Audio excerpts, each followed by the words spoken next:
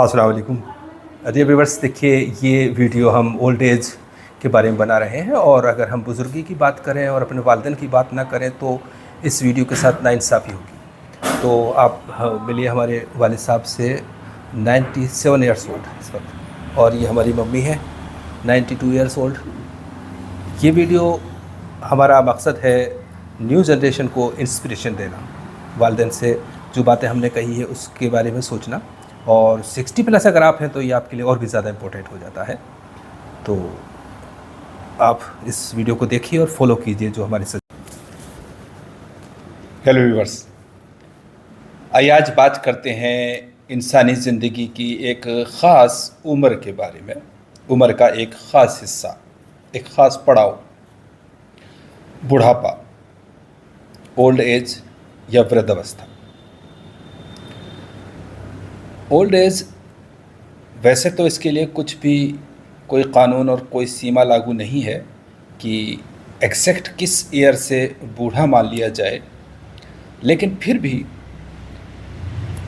जो ऑब्जर्वेशंस हैं human life के और जो एक्सपीरियंसेस हैं उसके हिसाब से इंसानी ज़िंदगी को 4 हिस्सों में डिवाइड किया गया है यूनानी कॉन्सेप्ट में। क्योंकि आमतौर से इंसान की उम्र को जब हम 100 साल मानते हैं तो उसको डिवीज़न करना आसान हो जाता है। वैसे किसी की उम्र 100 से ज़्यादा हो सकती है और किसी की कम हो सकती है। बहुत बार ऐसा होता है कि कुछ लोग जवानी नहीं देख पाते, कुछ लोग बुढ़ापा नहीं देख पाते, तो ये अलग बातें हैं। लेकिन हम बात कर रहे हैं इंसानी ज़िंदगी को 100 साल की मानते हुए उसको 4 पार्ट्स में डिवाइड करके। तो हम यहाँ पे सिर्फ बुढ़ापे के बारे में बात करेंगे। एज से रिलेटेड जो यूनानी कॉन्सेप्ट्स हैं उनको बहुत ही कम्प्रहेंसिवली डिटेल में हमने एक्सप्लेन किया है हमारे वीडियो में, जिसको आप हमारे चैनल पर बहुत देख सकते हैं, बहुत ध्यान से। उसमें आपको बहुत कुछ समझने को मिलेगा। इस वीडियो को भी बहुत ध्यान से देखिए। अगर आपकी उम्र 60 साल की है, 60 साल हो रही है या हो चुकी है, तो ये आपके लिए बहुत ज़रूरी है। हो सकता है कुछ बातें आपको बहुत काम की ना लगें, लेकिन इनफैक्ट वो काम की होती है। तो पहले हम इसको बहुत ही शॉर्ट में इंसानी ज़िंदगी के 4 हिस्सों को समझ लेते हैं, तो हमें आसान होगा इसको समझना। यूनानी कॉन्सेप्ट के हिसाब से जो उम्र का के 4 हिस्से हैं, उसमें 0 से 25 ईयर्स को सिन्न नमू माना जाता है, यानी बढ़ने की age, developing age, growing age, जबकि इंसान बच्चे से लेकर के जवान हो जाता है। और ये उम्र वो उम्र है जब इंसान के ऑर्गन्स और उसकी सारी कैपेसिटीज़ ग्रो करती हैं, उसकी ग्रोथ होती है। 25 से लेकर के ऑलमोस्ट 45 ईयर्स तक जो है सिन्ने शबाब मानी जाती है, यानी कि यंग एज मानी जाती है। इस एज में ऑर्गन्स ना बढ़ते हैं ना घटते हैं, कैपेसिटीज़ मेंटेन रहती हैं। 45 ईयर्स के बाद 65 तक ऑलमोस्ट सिन्ने कहूलत मानी जाती है। ये वो अधेड़ अवस्था जिसको कह सकते हैं हम, ये वो उम्र है जबकि इंसान के जो आज़ा हैं या क़वा हैं, जो ऑर्गन्स हैं और जो पावर्स हैं, उनमें ग्रेजुअली डिक्रीज़ होना शुरू हो जाता है। 65 के बाद उसमें कन्फर्मेटरी निहितार्थ ही शुरू रहता है, कंटिन्यूसली उसमें गिरावट आती जाती है, उसकी हर चीज़ में, उसके पावर्स में, उसकी क़ुव्वतों में, उसकी कैपेसिटीज़ में, उस चीज़ में। बस यहाँ पर जो मकसद होता है वो सिर्फ ये होता है कि हम इन कैपेसिटीज़ को, इन पावर्स को जितना रिटेन कर सकें, जितना रोक सकें, जब तक इनको हम नॉर्मल रख सकें जिस जगह है वहाँ पर। 65 की एज में हम 25 के होना चाहें अगर, तो वो मुमकिन नहीं है, इसलिए उसकी उम्मीद करना या उस तरफ सोचना ठीक नहीं है।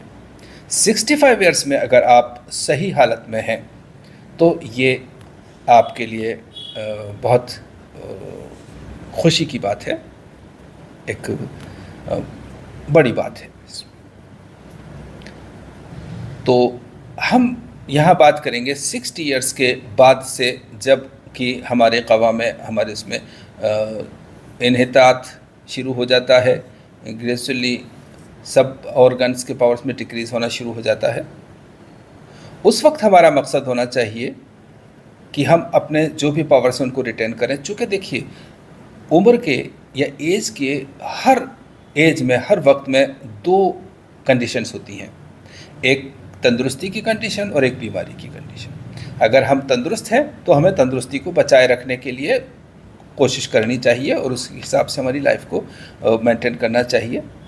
अगर हमें बीमार हो गए हैं तो फिर उस बीमारी को दूर करके फिर से तंदुरुस्ती हासिल करने की कोशिश करनी चाहिए। तो जब एज ज़्यादा हो जाती है तो अब यहाँ से सिलसिला शुरू होता है इंसानी फ़िज़िकल और साइकोलॉजिकल इफ़ेक्ट्स का उसकी बॉडी पर, उसकी सब। यहाँ अगर वो अपनी फ़िज़िकल कैपेसिटीज़ को और साइकोलॉजिकल कैपेसिटीज़ को मेंटेन कर लेता है तो वो जीत जाता है, वरना अक्सर यहाँ पे साइकोलॉजिकल प्रॉब्लम्स ज़्यादा आ जाती हैं। यानी कि समाज जो कह रहा होता है, समाज जो के लिए बहुत बार हम ये होता है कि बहुत सी बातें इसलिए नहीं करते या इसलिए करते हैं कि समाज को दिखाना है, समाज ऐसा करता है, समाज ऐसा चाहता है। तो 60 के बाद चूँकि ऑलमोस्ट ज़्यादातर लोग अपना जितना भी काम है वो पूरा कर चुके होते हैं ज़िंदगी का, सभी कुछ कामों से फारिग हो सकते हैं आम तौर से। तो इसके बाद भी काम करना बंद कर दें, ऐसा नहीं होना चाहिए। चूँकि देखिए, हम बहुत सारी बातें करेंगे इसको, बुढ़ापे को मेंटेन करने के लिए, लेकिन पहले हम ये समझ लें कि हम नेचर की पैदा करदा एक मशीन है। जिस तरह से कि सारी मशीनें होती हैं, आज के दौर में इंसान की बनाई हुई मशीन होती है, जो जिस मकसद के लिए बनाई जाती है उसको उस मकसद के लिए इस्तेमाल करते रहें तो वो हेल्दी रहती है। इंसान चलने के लिए बनाया है, हरकत के लिए बनाया है, तो अगर वो अपनी हरकत करता रहे, चलता फिरता रहे, एक्टिविटी करता रहे तो वो सही रहता है। वो चूँकि 60 साल का हो चुका है या 65 का हो चुका है, इसलिए अब उसको कम चलना चाहिए, अब उसको आराम करना चाहिए, उसको अब कम खाना चाहिए, उसको अब कुछ नहीं करना चाहिए, घर पे रहना चाहिए, ये सोच लेना उसको बीमार कर देता है और उसके आज़ा और क़वा में गिरावट पैदा करता है। मिसाल के तौर पे फ्रिज चलने के लिए बना है, उसको आपको कभी भी बंद करने की ज़रूरत नहीं महसूस होती।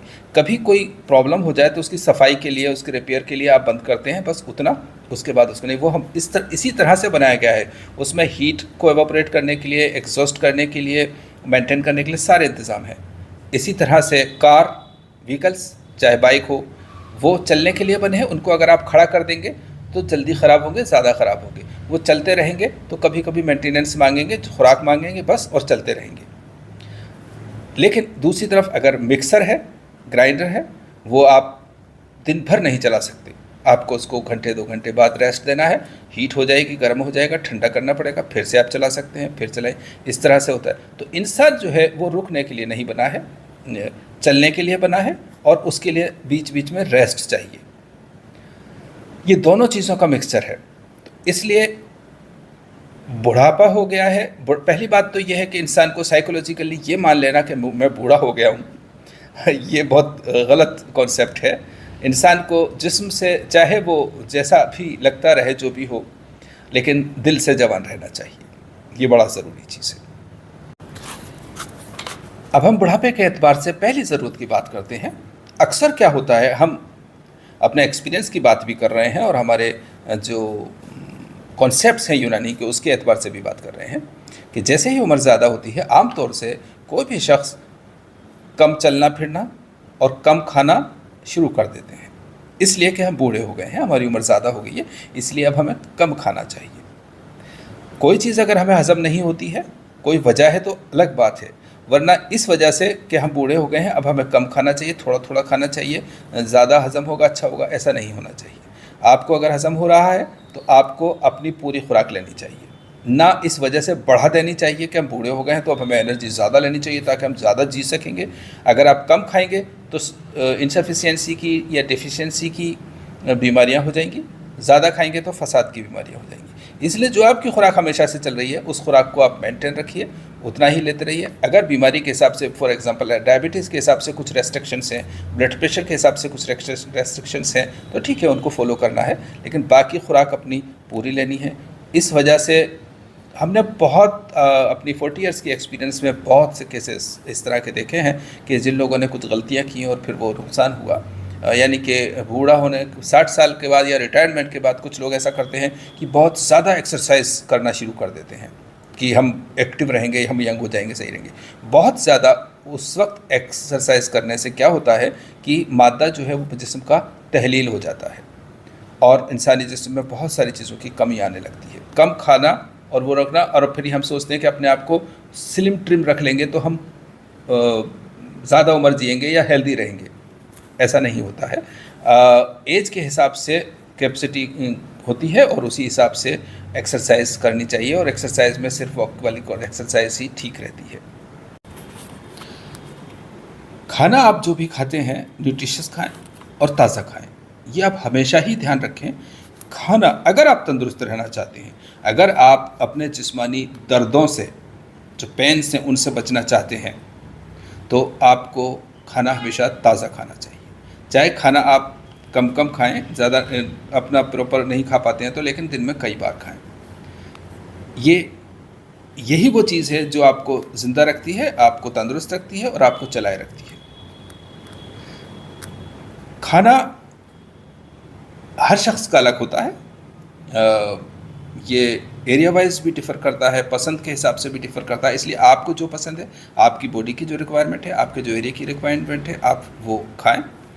लेकिन फिर भी हम ये कह सकते हैं कि एक ख़ास एज होने के बाद ऐसी चीज़ें जो बलगम को पैदा करती हैं, यानी ठंड पैदा करती हैं, तरी पैदा करती हैं और सौदा पैदा करती हैं, दोनों चीज़ों को से बचा जाए तो अच्छा है। मिसाल के तौर पे अरबी है, आलू, बैंगन, मसूर की दाल, उड़द की दाल, इस तरह की चीज़ें नहीं खाई जाएं। और बुज़ुर्गों को रात में चावल नहीं खाने चाहिए। चावल दिन में खा सकते हैं आप। सुबह के वक्त में रोटी के साथ एक शहद का इस्तेमाल ज़रूर कर लें तो बहुत अच्छी बात है, वरना जो भी आपका रूटीन है उस हिसाब से खा सकते हैं। दोपहर में हरी सब्जियों के साथ रोटी खानी चाहिए। चावल नहीं लें तो अच्छा है, लेकिन अगर आपके एरिया में चावल ही चलता है, आप हमेशा चावल खाते हैं, आपको चावल सूट करता है तो ठीक है, चावल रह सकते हैं। लेकिन रात के वक्त में अक्सर दाल रोटी जैसी चीज़ होनी चाहिए, या खुश्क जो सब्ज़ियां हैं उस तरह की होनी चाहिए। रात में हरी सब्ज़ियां या हरी सब्ज़ियां या झोल वाली या शोरबे वाली सब्ज़ियां नहीं खानी चाहिए, वरना उनकी वजह से रात में फिर पेशाब ज़्यादा आता है, नींद ख़राब होती है और फिर उसके अपने इफ़ेक्ट्स होते हैं। इसलिए रात का खाना जल्दी खाना चाहिए और सोने का भी अपना एक टाइम होता है। कुछ उसूल हैं, उनको अपनाया जाए, जैसे कि यूनानी का सित्ता ज़रूरी है, जो हमारा वीडियो है इस हमारे चैनल पर, उसको अगर आप देखेंगे तो और भी ज़्यादा आसानी हो जाएगी अपनी लाइफ स्टाइल डिजीज़ से बचने के लिए, तो आप उसको भी ज़रूर देखें।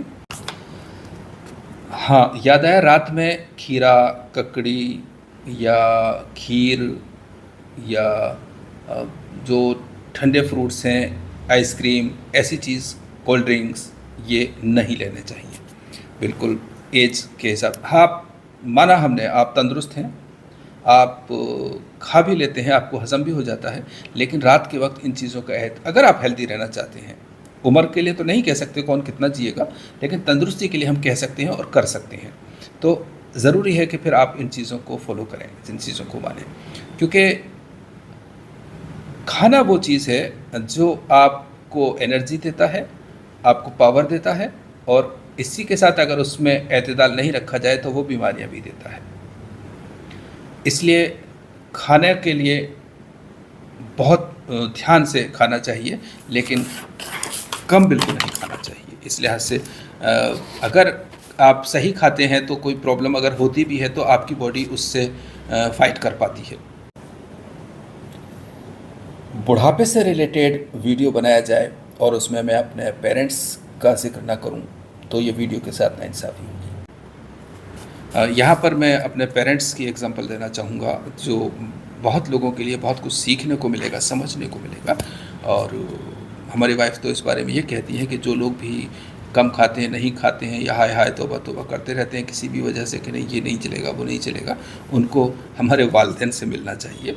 उनको उनके पास कुछ दिन रहकर ट्रेनिंग लेनी चाहिए। माशाल्लाह इस वक्त हमारे वालिद साहब की उम्र 97 ईयर्स है, वालदा की 92 ईयर्स है, और दोनों अल्हम्दुलिल्लाह खूब खाते पीते हैं। उम्र के हिसाब से कुछ कमज़ोरी है, कुछ बीमारियां भी हैं, लेकिन उनको बिल्कुल दरगुजर करते हैं। वालिद साहब, अब इन खाने की प्रॉब्लम की बात बताता हूँ। वालिद साहब की जब 80 ईयर्स एज थी, उस वक्त वालिद साहब अपने पोते नवाज़ों सब के साथ जनवरी के महीने में, जबकि कड़ाके की सर्दी पड़ रही है, लोग आग पे ताप रहे हैं, उस वक्त बच्चों के साथ बराबर बाहर घूम रहे हैं और आइसक्रीम खा रहे हैं। बच्चे खा रहे हैं तो वो खुद भी खा रहे हैं, 2-2 3-3 खा रहे हैं, सब कर रहे हैं, और फिर ताप रहे हैं, घूम रहे हैं, बच्चे एंजॉय कर रहे हैं। तो उसकी वजह से उनको प्रॉब्लम हुई और ब्रेन स्ट्रोक हुआ, और वो प्रॉब्लम हुई तो ठीक है, उसकी अपनी मेडिकेशन चल रही हैं, लेकिन अपनी जगह उसकी वजह से और बाकी कोई चीज़ें अफेक्ट हुई हों ऐसा नहीं है। दिन में कम से कम 10 या 12 बार का खाना ज़रूरी होता है उनके लिए, और यही मदर का हाल है। दोनों सेम टाइम पे वही चीज़ें सब खाते हैं, एक्जैक्टली दोनों के लिए जो होती है। हमेशा ताज़ा खाते हैं, बासी कभी नहीं खाया, कभी नहीं खाते, कितना ही अच्छा हो कुछ भी हो उसको हटा देते हैं। और सबको पता है अब घर में के बाद नहीं खाते हैं, इसलिए उनके लिए घर में चाहे कुछ अगर है ऐसा तो रोक कर सकते हैं, लेकिन वो नहीं खाते। तो इस उनकी खुराक में सुबह चाय के बाद आलमोस्ट 1 पाव से ज़्यादा हमेशा सुबह दूध होता है, 1 पाव से ज़्यादा हमेशा शाम को दूध होता है, ये ज़रूरी है। फिर थोड़ी देर बाद नाश्ता, फिर थोड़ी देर बाद खाना, फिर थोड़ी देर बाद कुछ फ्रूट्स, फिर उसके बाद कुछ फ्रूट्स या कोई स्वीट या कुछ, फिर शाम की चाय वगैरह, फिर खाना, फिर दूध, ऐसे हर वक्त, कभी इनकार नहीं। तो आज माशाल्लाह वो बिल्कुल हमसे ज़्यादा वज़न है वाले साहब का।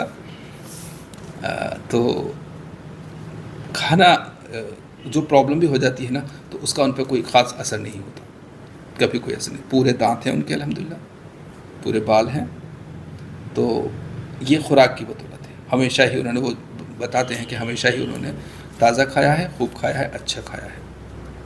यही वालदा का हाल है। उस दौर में सब कुछ अच्छा भी होता था। तो मेरा ये सब कहने का मकसद ये था कि उम्र अगर 60 को क्रॉस कर जाए तो घबरा करके खाना कम कर देना या छोड़ देना कुछ चीज़ों को, ये हल नहीं है। चूँकि बुढ़ापे का मिजाज में सर्दी और तरी पाई जाती है, इसलिए मुरब्बा ज़ंजबील, अदरक का मुरब्बा 1 पीस बस रात के खाने के बाद, जिन लोगों में ज़्यादा तरी है वो ज़रूर खा लिया करें, तो अच्छा रहता है। कहने को हम ये कह सकते हैं कि साहब बुढ़ापे में खुश्की होती है, तरी नहीं होती है, लेकिन ऐसा नहीं है। सर्दी के साथ तरी होती है, अंदर के अज़ा में तरी बढ़ रही होती है और वो उसको खोल रही होती है, उसको ख़त्म कर रही होती है। तो इसको सही रखने के लिए हमें कोई ऐसी गर्म चीज़, जैसे पहले के ज़माने के जो तबीब थे, असनासिया कबीर या अमरूसिया, ये 2 माजून हुआ करती थी, आज भी हम बनाते हैं कम।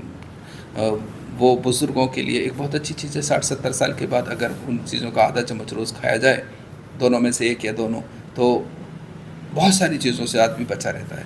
लेकिन हालांकि आज के दौर में उनकी जगह पे हम यूँ कह सकते हैं कि माजुर फ़लसफ़ा या जवारिस सैलून का इस्तेमाल भी दुरुस्त है। लेकिन अगर, क्योंकि इन चीज़ों में असनासिया में एक ऐसा इंग्रेडिएंट डलता है जो कि अब अवेलेबल नहीं होता, इसलिए फ़िलहाल अब ये मतरूक हो गई है। तो यहाँ पर जो अब हम इस पूरे वीडियो का जिस्ट की अगर बात करें फाइनली, तो 2 ही बातों का ख़ास ध्यान रखना है अगर हमारी उम्र 60 से ज़्यादा है।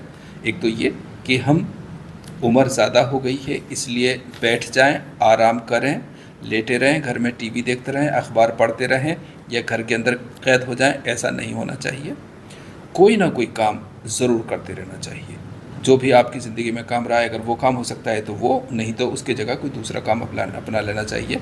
चलने फिरने के लिए घर से बाहर निकलना ज़रूरी है। दूसरा, अपने खाने पे पूरा ध्यान देना।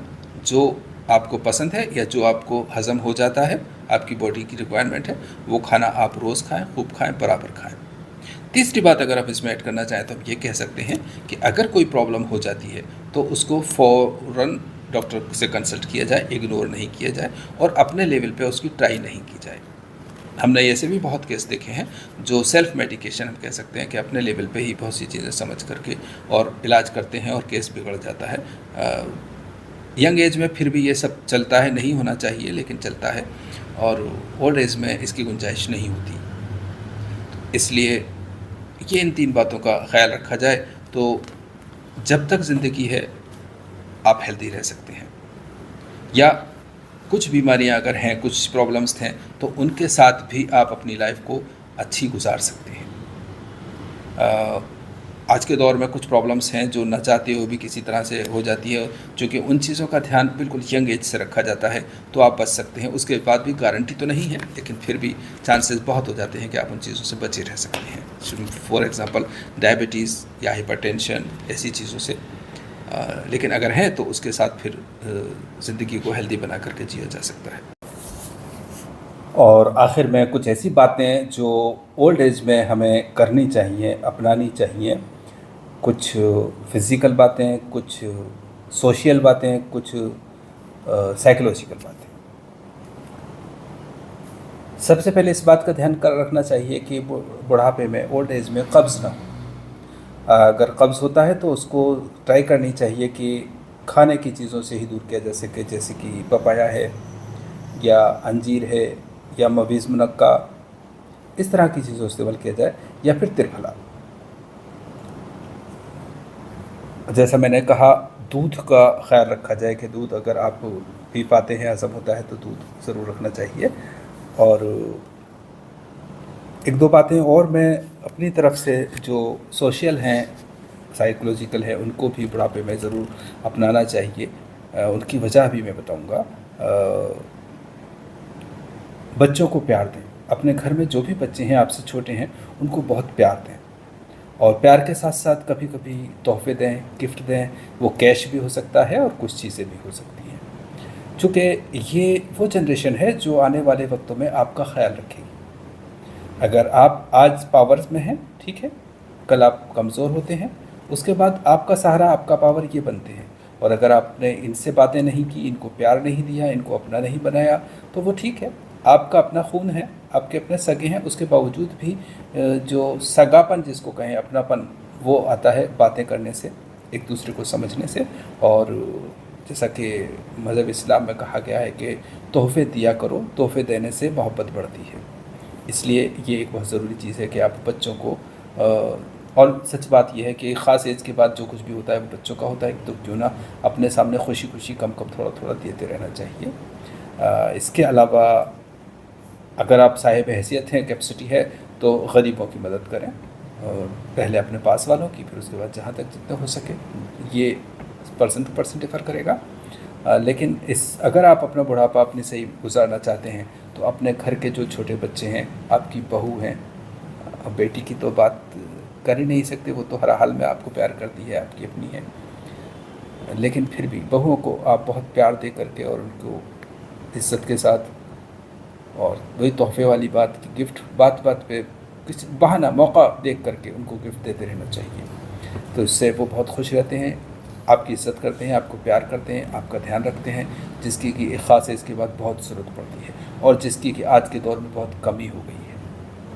तो ये एक ज़रूरी हिदायत है जो बुज़ुर्ग हैं उनके लिए। और जहाँ तक हो सके गर्म माहौल में सोएं। मैंने 2-4 बातें लिख के रखी थी। ज़्यादा ठंड में नहीं सोएं में, और सुबह उठ करके थोड़ी देर बिस्तर पे बैठे रहें और उसके बाद चलना फिरना शुरू करें। बातें बहुत सारी हैं, लेकिन फिर कभी इंशाल्लाह किसी और वीडियो में शेयर करेंगे। टेक केयर, ख्याल रखें अपना। अल्लाह हाफ़िज़।